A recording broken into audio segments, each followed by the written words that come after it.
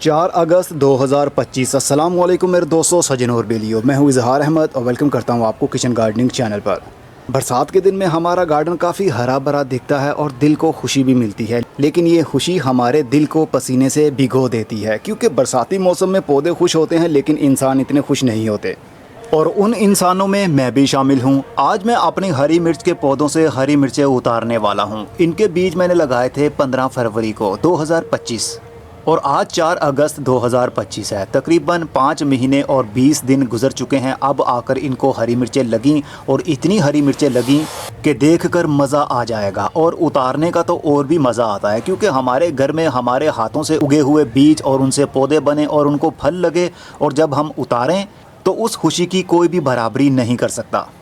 तो आज उस खुशी का मज़ा मैं दोबारा से लेने वाला हूँ। ये तो मज़ा मैं अक्सर लेता ही रहता हूँ, लेकिन आप लोगों को दिखाकर आप लोगों में जोश पैदा करता हूँ कि अगर मैं घर में सब्जियाँ लगा सकता हूँ तो आप क्यों नहीं लगा सकते। मैं कामयाब हो सकता हूँ तो आप क्यों नहीं हो सकते।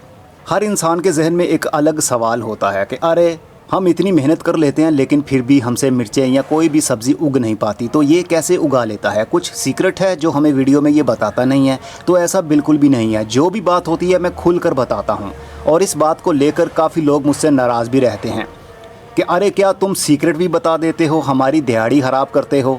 मतलब कुछ लोगों ने अपनी प्रोडक्ट्स को सेल करना होता है। कुछ राज की बातें होती हैं जो कि नर्सरी वालों को पता होती हैं लेकिन उससे बाहर नहीं निकलती। लेकिन मैं एक पहला इंसान था पाकिस्तान में जिसने घरेलू पैमाने पर सब्जियां लगाने के तरीके बताए, राज बताए। चलिए अपनी तारीफ़ें बंद करता हूं और अब बात करते हैं हरी मिर्च के पौधे लगाने का सही टाइम, और उनको कौन सी खाद दी मैंने, कौन सा पेस्टिसाइड का स्प्रे किया जिसकी वजह से हमें अच्छा रिज़ल्ट मिला, वो भी 5 महीने और 20 दिन के अंदर। वैसे 5 महीने 20 दिन का पीरियड बहुत लंबा है फ्रूटिंग लेने के लिए। अदरवाइज़ 3 महीने के अंदर ही हरी मिर्च के पौधे को मिर्चें लगना शुरू हो जाती हैं, अगर हम कमर्शियल लेवल पर कमर्शियल फर्टिलाइज़र की बात करें तो, और पेस्टिसाइड की भी, जो कि हम करना नहीं चाहते। हम घरों में इतनी मुश्किलात अपने लिए पैदा नहीं करना चाहते। हम चाहते हैं हमारे फल के ऊपर कम से कम जहर का असर हो, और बहुत अच्छा होगा अगर जहर का असर हो ही नहीं, यानी केमिकल, पेस्टिसाइड, कीड़े मारने वाला जहर। मैंने 2 किस्म की वैरायटीज़ लगाई थी, जो कि 2 पौधे आपके सामने ये लगे हुए हैं। ये है अपशूट वैरायटी, जिसको SK22, मैंने कई साल पहले इसके ऊपर वीडियो भी बनाई थी इस वैरायटी पर। ये अपशूट के नाम से मशहूर है। बहुत तीखी मिर्च होती है और छोटे साइज़ की होती है, बहुत ज़्यादा लंबी नहीं होती। और दूसरी वैरायटी मैंने लगाई थी डाउन शूट वाली, जो कि USA के बीज थे। मैंने आपको कई बार बताया वीडियोस के अंदर, वही बीज से मैंने पौधे बनाए थे और दोबारा से मिर्चों के अंदर से बीज निकाले और फिर से पौधे बनाए, और फिर से रिज़ल्ट आपके सामने है। फिर से लंबी लंबी सी नीचे वाली साइड पर लटकने वाली मिर्चों के गुच्छे लग चुके हैं। अब इनको भी मैं हार्वेस्ट करूँगा। डेट दोनों की एक है, 15 फरवरी वाले दिन ही मैंने बीज डाले थे दोनों वैरायटीज़ की, और दोनों को माशाल्लाह अच्छी फ्रूटिंग हुई। कुछ पौधे ऐसे भी हैं जिनकी ग्रोथ नहीं भी हुई, जो कि इस साइड पर लगे हुए हैं। यहाँ पर शहतूत का पौधा है, यहाँ पर कुछ शेडी एरिया भी बन जाता है, और पौधों के ऊपर, पत्तों के ऊपर अच्छा रिज़ल्ट नहीं देखने पर मिला, क्योंकि इसमें पानी बहुत ज़्यादा जमा हो जाता था, जिस वजह से क्या होता था, पत्ते मुड़ने लगते थे। आपके सामने हैं पत्ते कुछ मुड़े मुड़े से भी आपको दिख रहे होंगे। जब हरी मिर्च के पौधे के पत्ते मुड़ जाएँ, मैंने पहले भी कई बार बताया है, ज़्यादा पानी लगने की वजह से ऐसी प्रॉब्लम इसके अंदर पाई जाती है। यानी मिर्च के पौधे को ज़्यादा पानी मिलेगा तो उसके पत्ते मुड़ जाएंगे, फिर जल्दी फ्लावरिंग या फिर फ्रूटिंग नहीं हो पाएगी। लेकिन इसके ऊपर फिर भी फ्रूटिंग माशाल्लाह स्टार्ट हो चुकी है। तो फरवरी को मैंने बीज लगाए और इसको अच्छी खाद भी दी। खाद कौन सी, कभी मैं ऑर्गेनिक एंजाइम से बनी हुई खादें भी देता था, कभी बैक्टीरिया लिक्विड वाली खाद देता था, और इवन के मेरे पास बहुत गुलाब की पत्तियाँ आईं तो मैंने उन सभी पत्तियों को फैला दिया अपने इन गमलों के सरफेस पर। देखिए ये अब काले रंग में बदल चुकी हैं पत्तियाँ। अब पत्तियों के अंदर जो जो एलिमेंट था उसका असर निकलकर ह्यूमस बनकर इस मिट्टी में शामिल हो चुका है। तो मतलब ये भी खाद का काम करती हैं।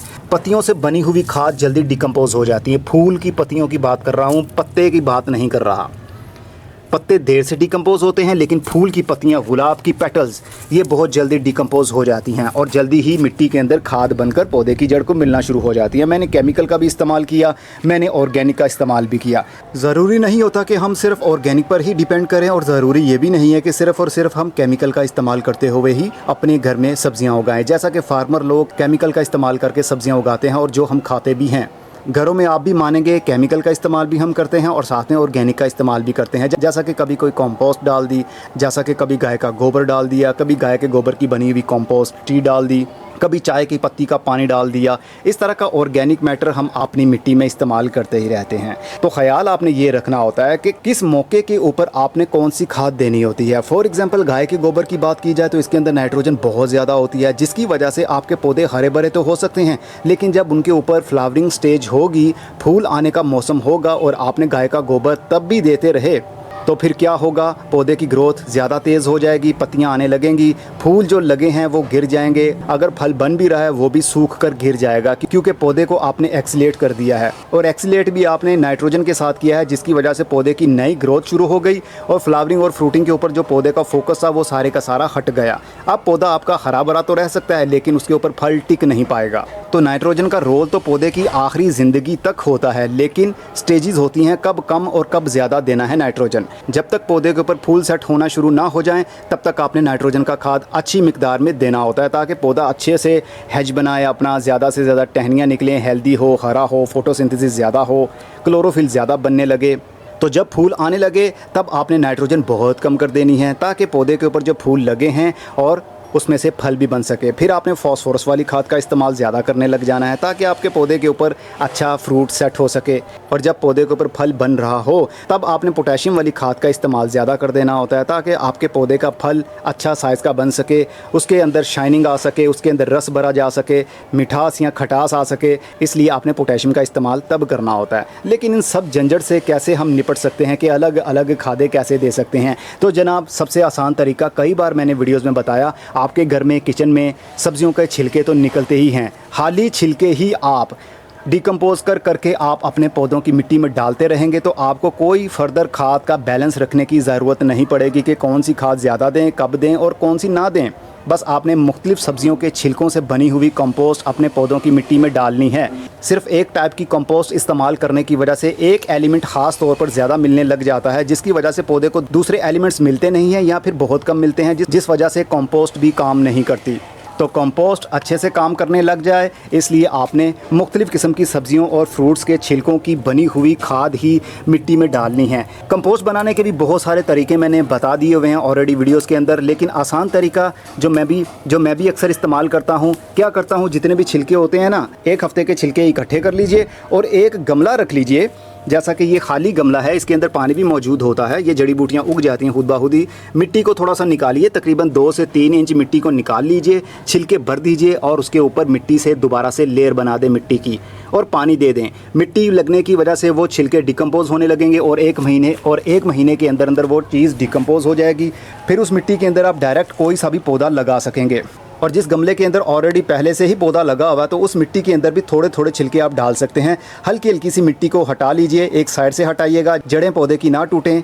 थोड़ा सा सुराख कर लीजिए, थोड़े थोड़े से छिलके हर सुराख में भरने के बाद फिर ऊपर मिट्टी डाल दिया करें और पानी दे दिया करें। इस तरह मिट्टी के अंदर पड़े पड़े ही वो छिलके डिकम्पोज होकर खाद बनकर पौधे की जड़ को मिलते रहते हैं। और कीड़ों का ख़ास ख्याल रखना पड़ता है। अब इस वाले पौधे के ऊपर कम मिर्चें लगी हैं और इस वाले पौधे के ऊपर ज़्यादा मिर्चें लगी हैं, इसकी ग्रोथ भी अच्छी है। इवन कि ये छोटे डिब्बे के अंदर लगा हुआ है और ये बड़े डिब्बे के अंदर लगा हुआ है, तो फिर भी इसके ऊपर मिर्चें कम लगी हैं, क्योंकि इसके ऊपर पेस्ट का बहुत ज़्यादा हमला रहा है। पेस्ट वो जिसको तेला कहते हैं, एफिड्स कहते हैं, हरे रंग के कीड़े होते हैं, काले रंग के कीड़े होते हैं, जो कि मौसम बहार में बहुत तेज़ी के साथ अटैक करते हैं पौधे के ऊपर और पौधे की नई शूट्स के ऊपर बहुत ज़्यादा हमला करते हैं। नई पत्तियां जो निकल रही होती हैं, इस वजह से पत्तों के ऊपर एक चिपचिपा सा लिक्विड बनने लगता है, जिस वजह से पौधे की ग्रोथ रुक जाती है। इसके ऊपर कुछ ऐसा ही हुआ। इसके ऊपर मैंने ज़्यादा फोकस नहीं किया, इसके ऊपर भी हमला हुआ था, लेकिन 2-3 बार स्प्रे करने की वजह से वो हट गया। स्प्रे कौन सा मैं करता हूँ, अक्सर मैंने बताया है, 1 लीटर पानी लीजिए, उसके अंदर आधा टीस्पून सर्फ का डाल दीजिए और उसको खूब अच्छे से हलाइए, जाग बना दीजिए और उस जाग का स्प्रे आपने पत्तों के ऊपर, पत्तों के नीचे करना है, ताकि जितने भी कीड़े हों वो वहाँ पर पड़े पड़े जम जाएं और मर जाएं। ये ऑर्गेनिक जितने भी टोटके होते हैं ना, एक बार में काम नहीं करते, वक्त के साथ साथ हमें इस्तेमाल करने पड़ते हैं। 3 से 4 दिन के बाद रिपीट करना पड़ता है। जैसे जैसे हमें लगे कि हमारे पौधों पर अभी असर है कीड़ों का, आप हर 3 से 4 दिन के बाद इसी तरह शाम के टाइम स्प्रे करते रहें।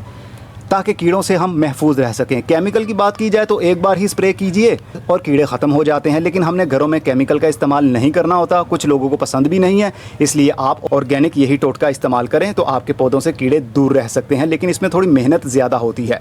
तो मेहनत तो हो गई, लेकिन फल भी तो आपके सामने है। देखिए कितना खूबसूरत फल लगता है, और जब हम इसको उतारते हैं वो अलग मज़ा होता है। और जब हम उतार कर अपनी बीवी को जाकर दिखाते हैं, घर वालों को दिखाते हैं कि ये देखो मैं सब्जियां उगा सकता हूं, तो उसको बहुत खुशी मिलती है कि हमारे घर की सब्जी है। वो फिर और लोगों को भी बताती है हमारे घर में छत के ऊपर सब्जियां उगती हैं, तो इस तरह खुशी और भी डबल हो जाती है। तो अभी गर्मी बहुत ज़्यादा है, धूप बहुत कड़क है, बस थोड़ी सी मिर्चें उतार ली। शाम के टाइम मैं मिर्चें उतारूंगा दूसरे पौधों से भी जो कि डाउन शूट में हैं और अप शूट के भी हैं। दोनों से मिर्चें उतार लूँगा और अपने किचन में ले जाऊँगा। जो छोटी छोटी सी मिर्चें हैं उसको छोड़ दूँगा। अब इस पौधे की ग्रोथ हो सकता है कि आने वाले सीज़न में रुक जाए, क्योंकि अब बरसात के बाद पतझड़ का मौसम शुरू हो जाएगा, फिर सर्दी के दिन शुरू हो जाएंगे, फिर ये पौधे की ग्रोथ रुक जाएगी। वो हो सकता है कि ये पौधा मर जाए। अगर ना भी मरा, अगला सीज़न शुरू हो गया यानी फरवरी का महीना आ गया, तो हो सकता है कि इसकी ग्रोथ शुरू हो भी जाए, लेकिन मिर्चें उतनी नहीं लगेंगी जितनी पहले सीज़न में लगती हैं। तो इसलिए फार्मर लोग क्या करते हैं, हर सीज़न में नए सिरे से बीज डालते हैं। अब ये मिर्चें दे रहे हैं और फार्मर लोगों ने बीज लगाना शुरू भी दिए हैं, लेकिन घरों में आपने बीज लगाने हैं अगस्त के महीने के बाद, या फिर 15 अगस्त से भी आप शुरू कर सकते हैं हरी मिर्च के बीज लगाना। हो सकता है कि नवंबर से दिसंबर के महीने में एक बार आपको फ्रूटिंग मिल जाए और उसके बाद ग्रोथ रुक जाएगी। फरवरी के महीने में दोबारा से बाहर के दिन शुरू होंगे, दोबारा से ग्रोथ शुरू होगी और फिर से आपको मिर्चें मिलने लगेंगी। इस तरह साल में 2 बार आप हरी मिर्च के पौधे लगा सकते हैं। फरवरी के महीने में बीज डालिए और उसके बाद अगस्त से सितंबर के महीने में भी बीज लगा सकते हैं। घरों की बात कर रहा हूँ, घर में इन 2 महीनों में बीज लगाएंगे तो अच्छा रिजल्ट पाएंगे। अब मैं चलता हूँ, फिर मिलेंगे। खुदा हाफिज़।